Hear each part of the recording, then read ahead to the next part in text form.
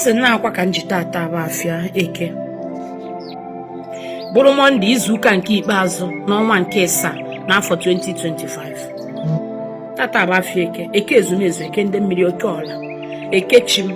Akpọkuo Chukwu okike abịa ma kpọkuo aja na Igbo, kpọkuo aja na be nna m, kpọkuo aja na obodo nọ na ya. Anọ m Lekki Phase 1 eche bịafụ m ebiafụ.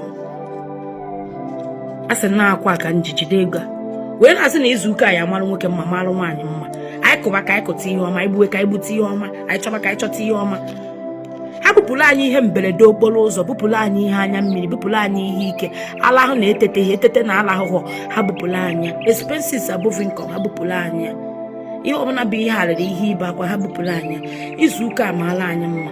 Ebe ọbụla izuụka ka ọnwa Julaị na-agwụ ka nsogbu anyị jedebe, ọla akwụ jedebe, ụchụ jedebe, expenses above income jedebe, akpakọtacha aghasa aka o jedebe, ihe ọbụla bụ delay na ndụ gị asị na o jedebego. N'izuụka ya amara gị mma, ịzụba afọ ezute uru, ịlụwa ọrụ elute uru, ihe ọbụla bụ ife ị na-eme, ego ya abatarịrị na akaụntụ gị this week.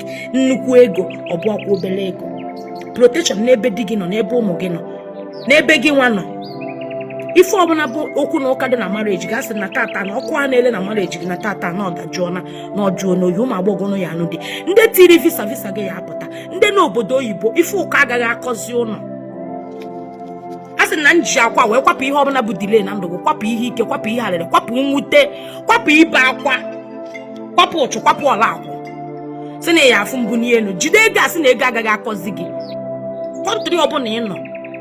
Kọntrị ọbụla ị nọ, eji m ego a n'aka wee kwuo na ego agaghị akọzi gị.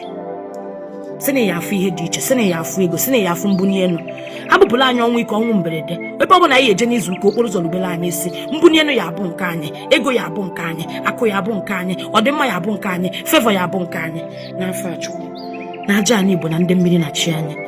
Ise ise ise ise ise.